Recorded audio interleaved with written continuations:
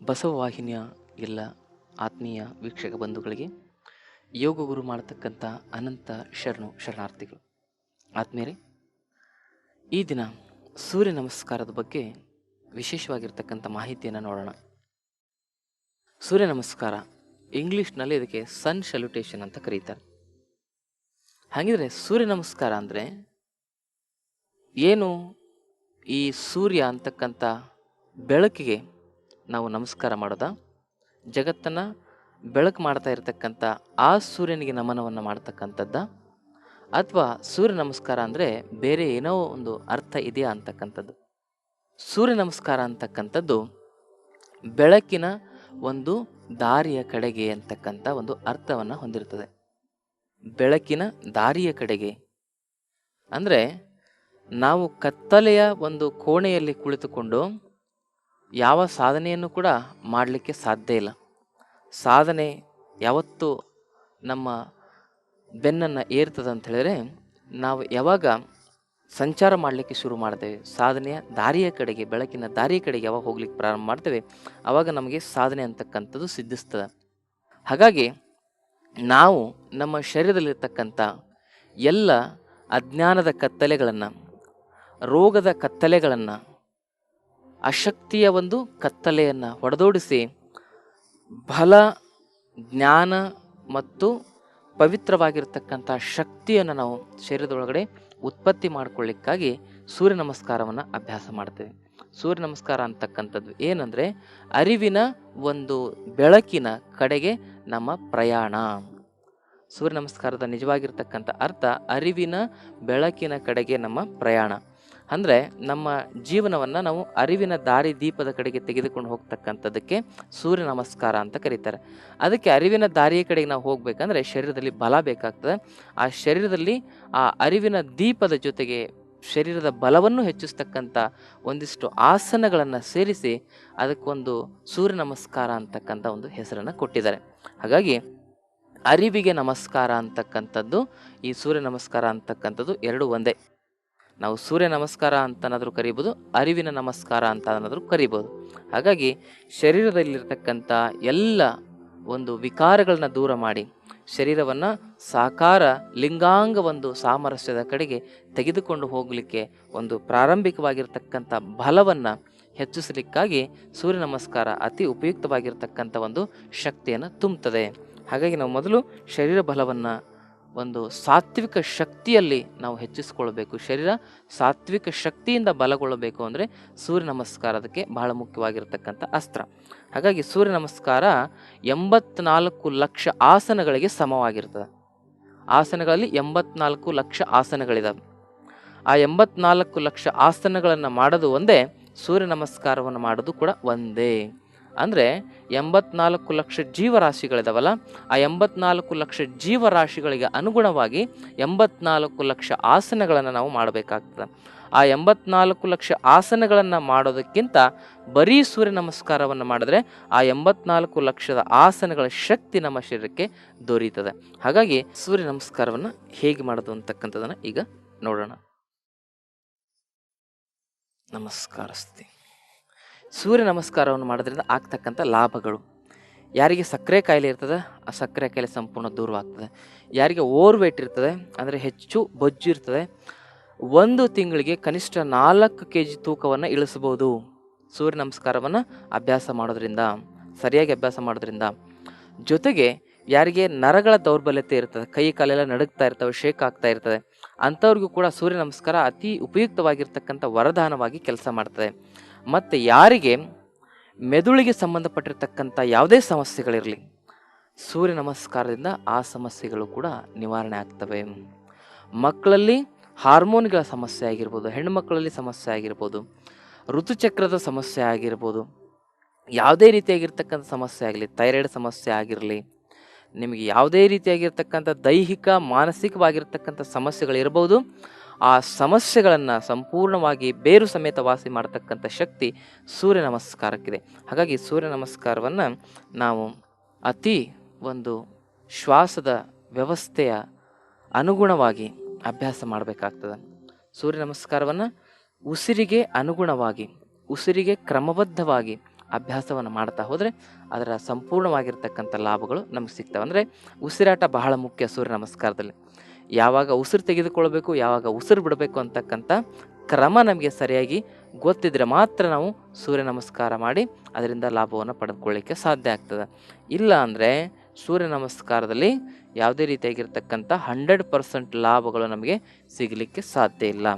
ಈಗ ಸೂರ್ಯ ನಮಸ್ಕಾರದಲ್ಲಿ ಉಸಿರಾಟದ ವ್ಯವಸ್ಥೆ, ಅದರ ಜೊತೆಗೆ ಆಸನಗಳ ಒಂದು ನಿಜವಾಗಿರ್ತಕ್ಕಂಥ ಭಂಗಿಗಳನ್ನು ಹೇಗೆ ಮಾಡಬೇಕು ಅಂತಕ್ಕಂಥದ್ದನ್ನು ನೋಡೋಣ. ನೇರವಾಗಿ ನಿಂತ್ಕೊಳ್ಬೇಕು. ಉಸಿರನ್ನು ತೆಗೆದುಕೊಳ್ತಾ ಮೊದಲನೆಯ ಒಂದು ಆಸನ ಊರ್ಧ್ವ ಹಸ್ತಾಸನ. ಉಸಿರನ್ನು ತೆಗೆದುಕೊಳ್ತಾ ಇಡೀ ಶರೀರವನ್ನು ಹಿಂದೆ ಬಾಗಿಸಿ ಕೈಗಳನ್ನು ಜೋಡಿಸ್ಕೊಳ್ಳಿ. ಉಸಿರನ್ನು ಬಿಡ್ತಾ ನಿಧಾನವಾಗಿ ಮುಂದೆ ಬಾಗಿ.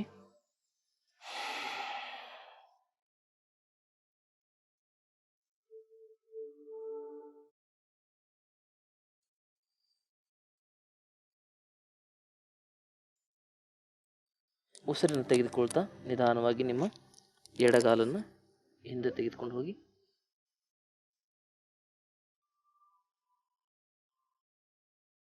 ಉಸಿರನ್ನು ಬಿಡ್ತಾ ನಿಮ್ಮ ಬಲಗಾಲನ್ನು ಕೂಡ ಹಿಂದೆ ತೆಗೆದುಕೊಂಡು ಹೋಗಿ.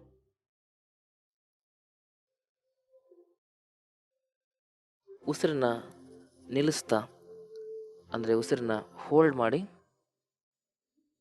ಈ ಒಂದು ಸ್ಥಿತಿಗೆ ಬನ್ನಿ. ಮೊಣಕಾಲು, ಎದೆ, ಗದ್ದ, ಹಸ್ತಪಾದಗಳು ಮಾತ್ರ ಸ್ಪರ್ಶವಾಗಿರಬೇಕು. ಉಸಿರನ್ನ ತೆಗೆದುಕೊಳ್ತಾ ನಿಧಾನವಾಗಿ ನಿಮ್ಮ ಎದೆಯನ್ನು ಮೇಲೆತ್ತಿ.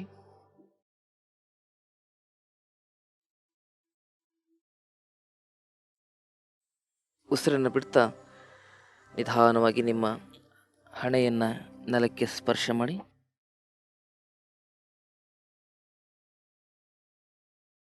ಮತ್ತೆ ಉಸಿರನ್ನು ತೆಗೆದುಕೊಳ್ತಾ ಮುಂದೆ ಸಂಚಾರ ಮಾಡ್ತಾ ಎದೆಯನ್ನು ಮೇಲೆತ್ತಿ.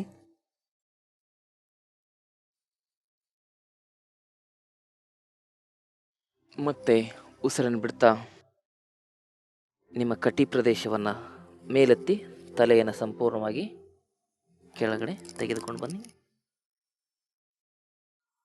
ತಲೆ ನೆಲಕ್ಕೆ ಸ್ಪರ್ಶವಾಗುವಂತೆ ಪ್ರಯತ್ನ ಮಾಡಿ. ಮತ್ತೆ ಉಸಿರನ್ನು ತೆಗೆದುಕೊಳ್ತಾ ಯಾವ ಕಾಲು ಹಿಂದೆ ಹೋಗಿರ್ತದೆ ಅದೇ ಕಾಲನ್ನು ವಾಪಸ್ ತೆಗೆದುಕೊಂಡು ಬನ್ನಿ.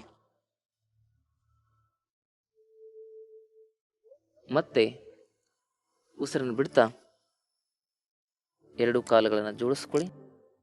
ನಿಧಾನವಾಗಿ ಮುಂದೆ ಬಾಗಿ ನಿಮ್ಮ ಹಣೆಯನ್ನು ಮೊಣಕಾಲಿಗೆ ಸ್ಪರ್ಶ ಮಾಡಲಿಕ್ಕೆ ಪ್ರಯತ್ನ ಮಾಡಿ.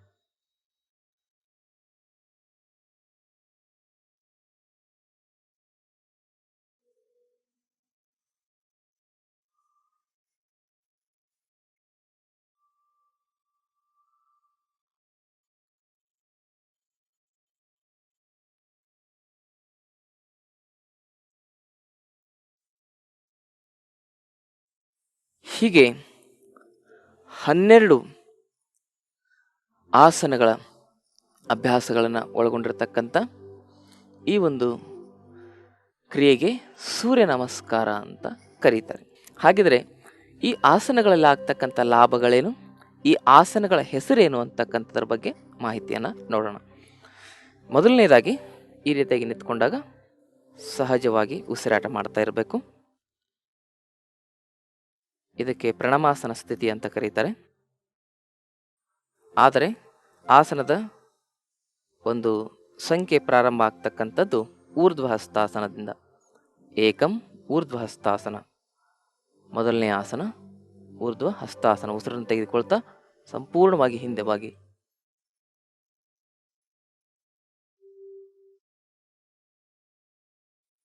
ವಾಪಸ್. ಈ ಊರ್ಧ್ವ ಹಸ್ತಾಸನವನ್ನು ಮಾಡೋದ್ರಿಂದ ನಿಮ್ಮ ಬೆನ್ನು ನೋವಿನ ಸಮಸ್ಯೆ ನಿವಾರಣೆ ಆಗ್ತದೆ, ಕತ್ತು ನೋವಿನ ಸಮಸ್ಯೆ ನಿವಾರಣೆ ಆಗ್ತದೆ, ಥೈರಾಯ್ಡ್ ಸಮಸ್ಯೆ ನಿವಾರಣೆ ಆಗ್ತದೆ, ನಿಮ್ಮ ಡೈಜೆಷನ್ ಸಮಸ್ಯೆ ಕೂಡ ನಿವಾರಣೆ ಆಗ್ತದೆ. ಗ್ಯಾಸ್ ಆಗಿರ್ಬೋದು, ಅಸಿಡಿಟಿ ಆಗಿರ್ಬೋದು, ಇವೆಲ್ಲ ಸಮಸ್ಯೆಗಳಿಂದ ನೀವು ಮುಕ್ತರಾಗ್ಬೋದು. ಇದಕ್ಕೆ ಮೊದಲನೆಯ ಆಸನ ಊರ್ಧ್ವ ಹಸ್ತಾಸನ ಅಂತ ಕರೀತಾರೆ.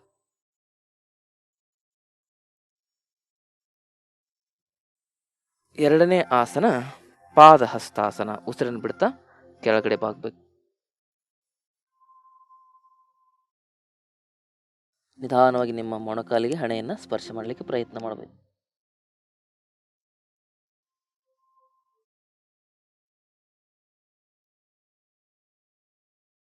ಮತ್ತೆ ಮೂರನೇ ಭಂಗಿ ಅಶ್ವಸಂಚಲನಾಸನ. ಉಸಿರನ್ನು ತೆಗೆದುಕೊಳ್ತಾ ಬಲಗಲ್ನ ಹಿಂದೆ ತೆಗೆದುಕೊಂಡು ಹೋಗಿ ನಿಧಾನ ಮುಂದೆ ನೋಡಿ. ಹಿಂದಿರ್ತಕ್ಕಂಥ ಕಾಲು ನೇರವಾಗಿರಬೇಕು. ಮುಂದಿರ್ತಕ್ಕಂಥ ಕಾಲು ಹಸ್ತಗಳಿಗೆ ಸಮಾನವಾಗಿರಬೇಕು. ಈ ಕಾಲೇನಾಗಿರಬಾರ್ದು, ಇಲ್ಲಿ ಹಿಂದೆನೂ ಇರಬಾರ್ದು, ಈ ಥರ ಮುಂದೆನೂ ಇರಬಾರ್ದು.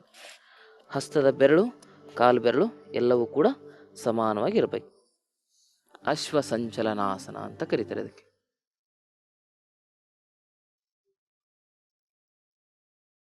ಸೂರ್ಯ ನಮಸ್ಕಾರವನ್ನು ಸರಿಯಾದ ಕ್ರಮದಲ್ಲಿ ಮಾಡಿದರೆ ಮಾತ್ರ ಲಾಭ ಸಿಗ್ತದೆ. ಹೇಗೇಗೋ ಮಾಡಿದ್ರೆ ಅದರಿಂದ ಯಾವುದೂ ಲಾಭ ಸಿಗಲ್ಲ. ಚತ್ವಾರಿ ಅಧೋಮುಖ ಶ್ವಾನಾಸನ.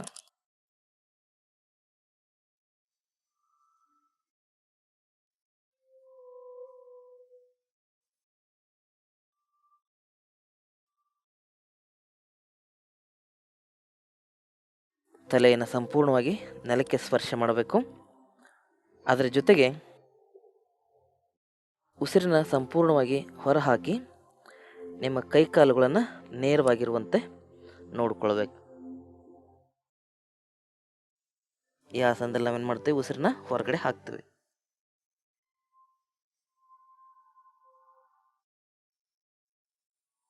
ಪಂಚ ಅಷ್ಟ ಅಂಗ ನಮಸ್ಕಾರ. ಉಸಿರನ್ನ ಒಳಗಡೆ ಹೋಲ್ಡ್ ಮಾಡಬೇಕು, ಹೊರಗಡೆ ಹೋಲ್ಡ್ ಮಾಡಬೇಕು. ಏನು ಮಾಡಬೇಕು, ಮೊಣಕಾಲು, ಎದೆ ಮತ್ತು ಗದ್ದವನ್ನು ಸ್ಪರ್ಶ ಮಾಡಬೇಕು. ಈ ಆಸನದಲ್ಲಿ ಯಾವತ್ತೂ ಉಸಿರಾಡಬಾರ್ದು. ಅಂದರೆ ಬಹಿರ್ಕುಂಭಕದಲ್ಲಿರಬೇಕು. ಉಸಿರು ಹೊರಗಡೆ ಹೋಲ್ಡ್ ಆಗಿರಬೇಕು. ಈ ಆಸನದಲ್ಲಿ ತ್ರಿಬಂಧಗಳು ಕೂಡ ಆಗ್ತವೆ. ಜಾಲಂಧರ ಬಂಧ ಆಗ್ತದೆ, ಅಂದರೆ ಕತ್ತು ಬಿಗಿ ಆಗ್ತದೆ. ಉಡ್ಯಾನ ಬಂಧ ಆಗ್ತದೆ, ಅಂದರೆ ಹೊಟ್ಟೆ ಸ್ವಲ್ಪ ಬಿಗಿ ಆಗ್ತದೆ. ನಮ್ಮ ಮೂಲ ಬಂಧ ಅಂದರೆ ಗುದದ್ವಾರನೂ ಕೂಡ ಬಿಗಿ ಆಗ್ತದೆ. ಅವನು ಎಳಿಬೇಕು ಜೋರಾಗಿ, ಉಸಿರು ಹೊರಗಡೆ ಇರಬೇಕು. ಷಟ್ ಭುಜಂಗಾಸನ ಅಂತ ಕರೀತಾರೆ. ಉಸಿರನ್ನು ತೆಗೆದುಕೊಳ್ತಾ ಎದೆಯನ್ನು ನಿಧಾನವಾಗಿ ಮೇಲೆತ್ತಬೇಕು.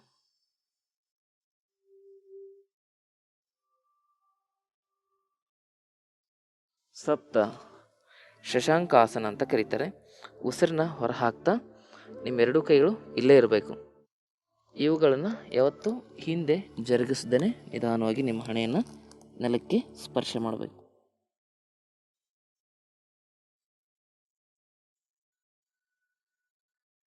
ಹಿಂದೆ ಜರುಗಿಸಿದಾಗ ಈ ಭಾಗದಲ್ಲಿ ಹೆಚ್ಚು ಸ್ಟ್ರೆಚಿಂಗ್ ಆಗಲ್ಲ. ಈ ಭಾಗದಲ್ಲಿ ಹೆಚ್ಚು ಆ ಒಂದು ಆಸನದ ಪ್ರಭಾವ ಆಗಲಿಕ್ಕೆ ಆಗಲ್ಲ. ಅದಕ್ಕಾಗಿ ನಿಮ್ಮ ಕೈಗಳೇನಾಗಿರಬೇಕು, ನೇರವಾಗಿರಬೇಕು. ಯಾವತ್ತೂ ಕೂಡ ನೀವು ಹಿಂದೆ ಬರಬೇಕಾದ್ರೆ ಕೈಗಳನ್ನು ಹಿಂದೆ ಜರುಗಿಸಬಾರ್ದು. ಈ ಥರ ಮಾಡ್ತಾರೆ ಕೆಲವು ಜನ. ಇದರಿಂದ ಲಾಭ ಇಲ್ಲ. ಯಾವ ಒಂದು ಆಸನ, ಭುಜಂಗ ಆಸನದಲ್ಲಿ ಕೈಗಳು ಯಾವ ಜಾಗದಲ್ಲಿ ಇರ್ತಾವಲ್ಲ ಅದೇ ಜಾಗದಲ್ಲಿ ಇಟ್ಕೊಂಡು ನೀವೇನು ಮಾಡಬೇಕು, ಶಶಾಂಕಾಸನದಲ್ಲಿ ಈ ರೀತಿ ಬಾಗಬೇಕು.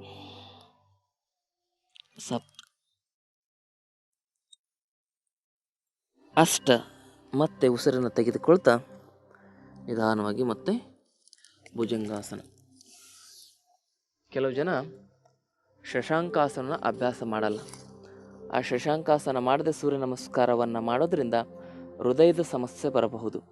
ಹಾಗಾಗಿ ಹೃದಯದ ಸಮಸ್ಯೆ ಆಗಿರ್ಬೋದು, BP ಸಮಸ್ಯೆ ಆಗಿರ್ಬೋದು, ಸೂರ್ಯ ನಮಸ್ಕಾರದಿಂದ ಬರಬಾರದು ಅಂತ ಹೇಳಿದ್ರೆ ನಾವು ಮಧ್ಯದಲ್ಲಿ ಶಶಾಂಕಾಸನ ಅಂತಕ್ಕಂಥದ್ದನ್ನು ಸೇರಿಸ್ಕೊಳ್ಬೇಕು. ಶಶಾಂಕಾಸನ ಅಂದರೆ ಇದು ತೋರಿಸಿದಿಲ್ಲ, ಇದಕ್ಕೆ ಶಶಾಂಕಾಸನ ಅಂತ ಕರೀತಾರೆ. ಇದು ಮೊಲದ ಒಂದು ಆಕೃತಿಯನ್ನು ಹೋಲೋದ್ರಿಂದ ಇದಕ್ಕೆ ಶಶಾಂಕ ಅಂತ ಕರೀತಾರೆ. ಶಶಾಂಕ ಅಂದರೆ ಸಂಸ್ಕೃತದಲ್ಲಿ ಮೊಲ ಅಂತ ಅರ್ಥ. ಮೊಲ ಓಡಾಟ ಮಾಡಿ ಕೊನೆಗೆ ದಣಿವಾದಾಗ ಅದೇ ರೀತಿ ಮಲ್ಕೊಳ್ತದೆ. ಅದೇ ರೀತಿ ನಮ್ಮ ಶರೀರದಲ್ಲಿ ಸೂರ್ಯ ನಮಸ್ಕಾರದ ದಣಿವನ್ನು ನೀಗಿಸ್ಕೊಳ್ಳಿಕ್ಕಾಗಿ ಮಧ್ಯದಲ್ಲಿ ಶಶಾಂಕಾಸನವನ್ನು ಮಾಡಬೇಕು. ಇದಕ್ಕೆ ಭುಜಂಗಾಸನ ಅಂದರೆ ಹಾವಿನ ಒಂದು ಭಂಗಿ ಅಂತ ಕರೀತಾರೆ. ಭುಜಂಗ ಅಂದರೆ ಹಾವು. ದೀರ್ಘವಾಗಿ ಉಸಿರಾಟ ಮಾಡ್ತಾ ಮೇಲ್ ನೋಡಿ.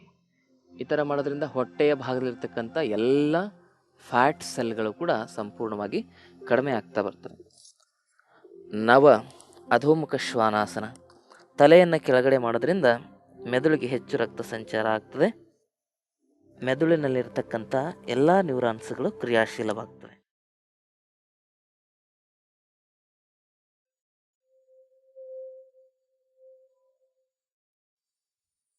ದಶ ಯಾವ ಕಾಲು ಹಿಂದೆ ಹೋಗಿರ್ತದೆ ಅದೇ ಕಾಲು ಮುಂದೆ ಬರಬೇಕು.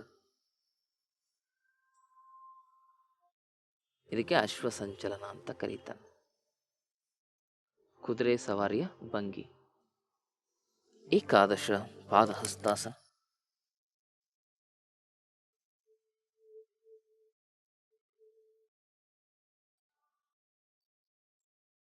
ನಿಮಗೆ ಈ ರೀತಿಯಾಗಿ ಬಾಗಲಿಕ್ಕೆ ಸಾಧ್ಯ ಆಗದೇ ಇದ್ದರೆ ಈ ರೀತಿ ಕೈಗಳನ್ನು ನೆಲಕ್ಕೆ ಸ್ಪರ್ಶವಾಗೋ ರೀತಿಲಿ ಅಭ್ಯಾಸ ಮಾಡಬೇಕು. ಆದರೆ ಈ ರೀತಿ ಬಾಗಲಿಕ್ಕೆ ಆಗದೇ ಇದ್ದರೆ ನೀವೇನು ಮಾಡಬೇಕು, ಎರಡು ಕಾಲುಗಳನ್ನ ಈ ರೀತಿ ಹಿಡ್ಕೋಬೇಕು. ಹಿಡಿದು ಕೈಗಳಿಂದ ನಿಧಾನವಾಗಿ ಎಳಿತಾ ಮುಂದೆ ಬಾಗಬೇಕು. ಇದಾದ ಮೇಲೆ ದ್ವಾದಶ ಊರ್ಧ್ವ ಹಸ್ತಾಸನ. ಉಸಿರನ್ನು ತೆಗೆದುಕೊಳ್ತಾ ನಿಧಾನವಾಗಿ ನಿಮ್ಮ ಶರೀರವನ್ನು ಹಿಂದೆ ಬಾಗಿಸಿ.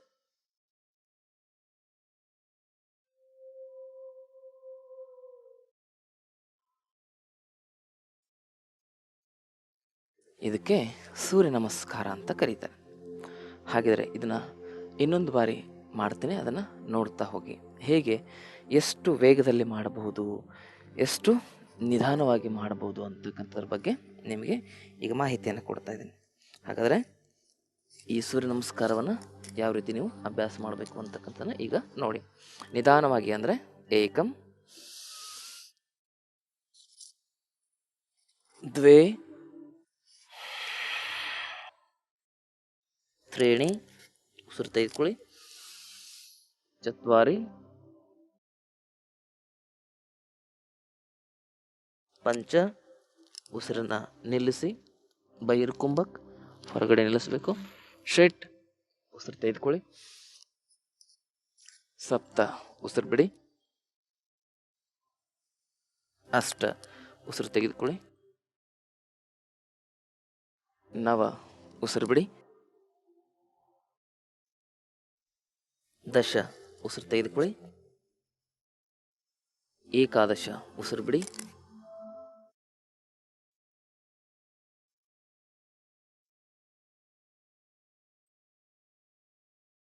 ಪ್ರಣಮಾಸನ. ಇದು ನಿಧಾನವಾಗಿ ಆಯಿತು. ಇದರಲ್ಲಿ ಇನ್ನೂ ನಿಧಾನವಾಗಿ ಪ್ರಾಣಾಯಾಮದ ಮೂಲಕ ಅಭ್ಯಾಸ ಮಾಡೋದು ಹೇಗೆ ಅಂದರೆ, ಕಪಾಲಭಾತಿ ಮಾಡ್ತಾ ಮಾಡ್ತಾ ಈ ಸೂರ್ಯ ನಮಸ್ಕಾರವನ್ನು ಮಾಡೋದು ಹೇಗೆ ಅಂದರೆ, ಪ್ರತಿಯೊಂದು ಆಸನದಲ್ಲೂ ಕೂಡ 5 ಬಾರಿ ಕಪಾಲಭಾತಿ ಮಾಡಬೇಕು. ಈಗ ನೋಡಿ, ಏಕಂ,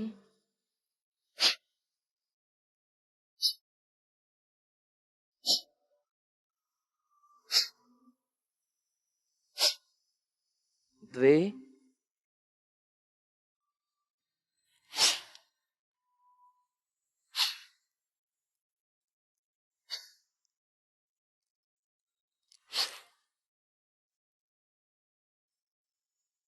ತ್ರೀಣಿ,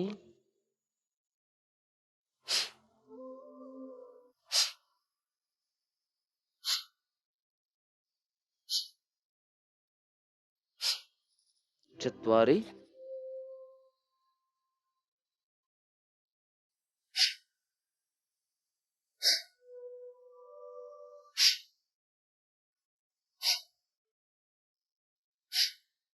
ಪಂಚ,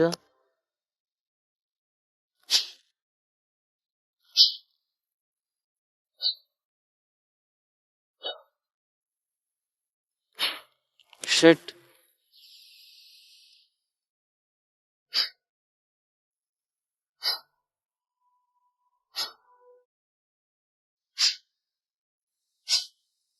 ಸಪ್ತ,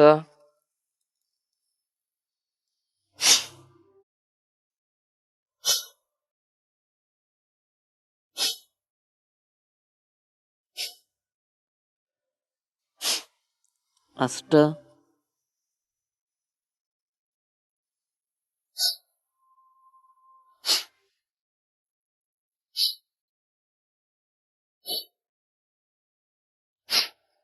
ನವ ಉಸಿರು ಬಿಡಿ.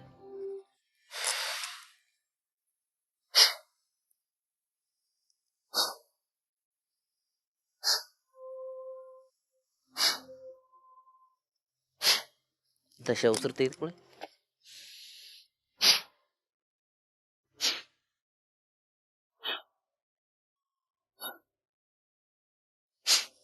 ಏಕಾದಶ ಉಸಿರು ಬಿಡಿ.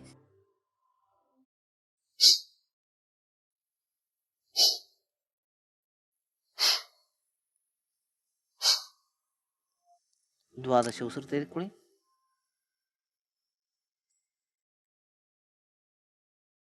ದ್ವಾದಶ ಉಸಿರು ತೆಗೆದುಕೊಳ್ಳಿ.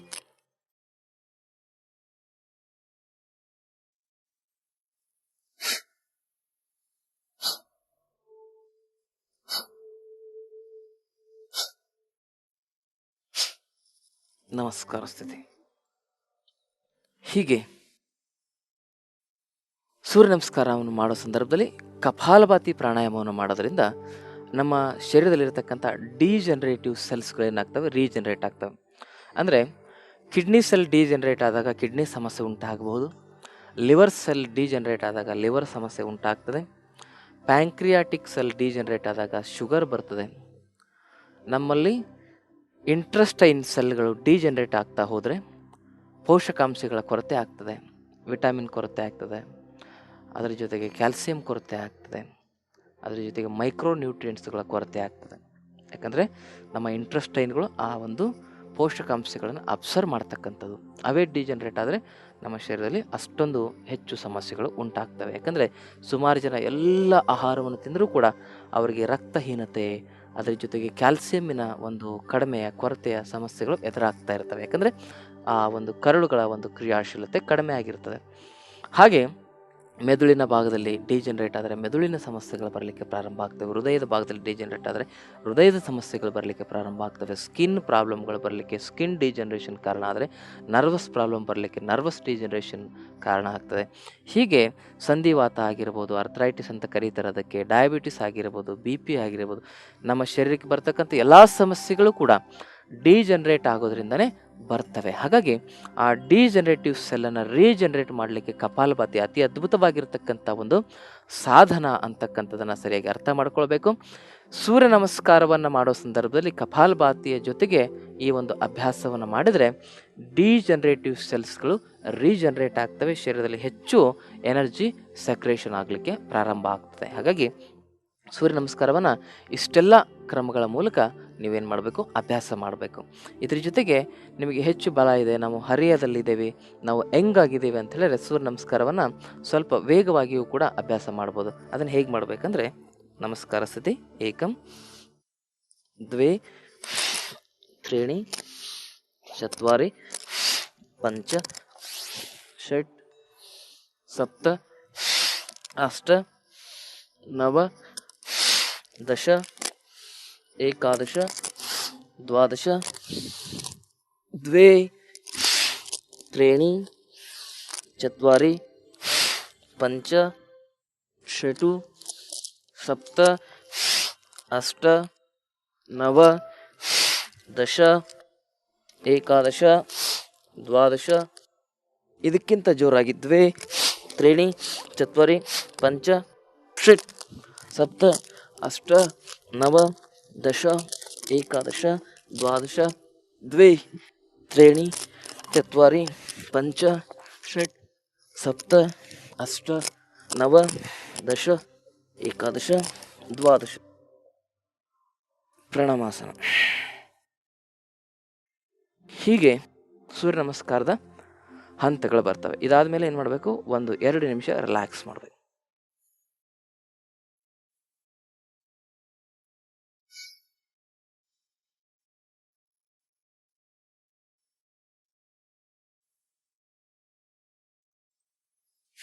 ರಿಲ್ಯಾಕ್ಸ್. ಯಾರಿಗೆ ವಯಸ್ಸಾಗಿರ್ತದೆ, ಯಾರಿಗೆ ಹೃದಯ ಸಮಸ್ಯೆ ಇರ್ತದೆ, ಯಾರಿಗೆ ಹೈ BP ಇರ್ತದೆ, ಅವರು ನಿಧಾನವಾಗಿ ಮಾಡ್ತಕ್ಕಂಥದ್ದು. ಯಾರು ಹೆಂಗಾಗಿರ್ತಾರೆ, ಯಾವುದೇ ಸಮಸ್ಯೆ ಇಲ್ಲದೆ ಇರತಕ್ಕಂಥವ್ರು ಮೊದಲು ವೇಗವಾಗಿ ಮಾಡಿ ನಂತರ ಸ್ಲೋ ಮಾಡಬೇಕು. ಮೊದಲು ವೇಗವಾಗಿ ಮಾಡಿದಾಗ ಶರೀರ ಹೆಚ್ಚು ಕ್ರಿಯಾಶೀಲವಾಗ್ತದೆ. ನಂತರ ನಿಧಾನವಾಗಿ ಮಾಡಿದಾಗ ನಮ್ಮ ಶರೀರ ಹೆಚ್ಚು ಸ್ಟ್ರೆಚಿಂಗ್ ಆಗಲಿಕ್ಕೆ ಪ್ರಾರಂಭ ಆಗ್ತದೆ. ಶರೀರದಲ್ಲಿ ಸ್ನಾಯುಗಳ ಒಂದು ವಿಕಾರಗಳು ಸಂಪೂರ್ಣವಾಗಿ ದೂರವಾಗಿ ನರಮಂಡಲವು ಕೂಡ ಪವಿತ್ರವಾಗ್ತಾ ಬರ್ತದೆ, ಪ್ರಬಲವಾಗ್ತಾ ಬರ್ತದೆ. ಹಾಗಾಗಿ ನಮ್ಮ ಶರೀರದಲ್ಲಿ ಯಾವುದೇ ರೀತಿಯಾಗಿರ್ತಕ್ಕಂಥ ಫಿಸಿಯಾಲಜಿಕಲ್ ಶರೀರ ಕ್ರಿಯಾಶಾಸ್ತ್ರದ ಸಮಸ್ಯೆಗಳು ಎದುರಾದಲ್ಲಿ, ಶರೀರ ಕ್ರಿಯೆ ಸರಿಯಾದ ರೀತಿಯಲ್ಲಿ ನಡೀದೇ ಇದ್ದರೆ, ಶರೀರದಲ್ಲಿರ್ತಕ್ಕಂಥ ಪ್ರತಿಯೊಂದು ಸೆನ್ಸನ್ನು ಆಕ್ಟಿವ್ ಮಾಡಿ ಶರೀರದ ಕ್ರಿಯೆಯನ್ನು ಒಂದು ಬಲಿಷ್ಠವಾಗಿರ್ತಕ್ಕಂಥ ಸ್ಥಿತಿಗೆ ತೆಗೆದುಕೊಂಡು ಬರತಕ್ಕಂಥ ಶಕ್ತಿ ಸೂರ್ಯ ನಮಸ್ಕಾರಕ್ಕೆ ಇದೆ. ಹಾಗಾಗಿ ಸೂರ್ಯ ನಮಸ್ಕಾರವನ್ನು ಬೆಳಗ್ಗೆ ಎದ್ದು ಅಂದರೆ ಪ್ರಾತಃ ಕಾಲದಲ್ಲಿ ಖಾಲಿ ಹೊಟ್ಟೆಯಲ್ಲಿ ಅಭ್ಯಾಸ ಮಾಡೋದ್ರಿಂದ ಹೆಚ್ಚು ಲಾಭ ಸಿಗ್ತದೆ. ಸೂರ್ಯ ನಮಸ್ಕಾರ ಮಾಡೋ ಸಂದರ್ಭದಲ್ಲಿ ಹೊಟ್ಟೆ ಸ್ವಚ್ಛವಾಗಿರಬೇಕು. ಹೊಟ್ಟೆ ಸ್ವಚ್ಛವಾಗಿಲ್ಲದೆ ಇದ್ದರೆ ಆ ಮಲ ಏನಾಗ್ತದೆ ಅಂತ ಹೇಳಿದ್ರೆ ದೇಹದ ತುಂಬೆಲ್ಲ ಸ್ಪ್ರೆಡ್ ಆಗಿ ಸಮಸ್ಯೆಗಳು ಹೆಚ್ಚಾಗ್ತವೆ. ಹಾಗಾಗಿ ಹೊಟ್ಟೆ ಶುದ್ಧವಾಗಿಟ್ಟುಕೊಂಡು ಮಾತ್ರ ಯೋಗಾಭ್ಯಾಸವನ್ನು ಮಾಡಿ. ಹೊಟ್ಟೆ ಶುದ್ಧವಾಗಿಲ್ಲ ಅಂದರೆ ನಮ್ಮ ಹತ್ರ ಬನ್ನಿ, ನಿಮ್ಮ ಹೊಟ್ಟೆ ಶುದ್ಧೀಕರಣಕ್ಕಾಗಿ ಕೆಲವೊಂದಿಷ್ಟು ಔಷಧಿಗಳನ್ನು ಕೊಡ್ತೇವೆ. ಆ ಔಷಧಿಗಳನ್ನ ತೆಗೆದುಕೊಂಡು ಹೊಟ್ಟೆ ಶುದ್ಧ ಮಾಡ್ಕೊಳ್ಳಿ. ಹೊಟ್ಟೆ ಶುದ್ಧ ಮಾಡ್ಕೊಂಡ ನಂತರ ಯೋಗಾಭ್ಯಾಸ ಮಾಡಲಿಕ್ಕೆ ಪ್ರಾರಂಭ ಮಾಡಿ. ಜೀವನದಲ್ಲಿ ಆನಂದ ನೆಮ್ಮದಿ ಅಂತಕ್ಕಂಥದ್ದು ನಿಮ್ಮ ಅದಿಂದಲಿರ್ತದೆ, ನಿಮ್ಮ ಸ್ವತ್ತಾಗಿರ್ತದೆ. ಬದುಕು ಬಹಳ ಸಾಮರಸ್ಯದಿಂದ ಬದುಕ್ಬೋದು, ಬದುಕು ಬಹಳ ಆನಂದದಿಂದ ಬದುಕ್ಬೋದು.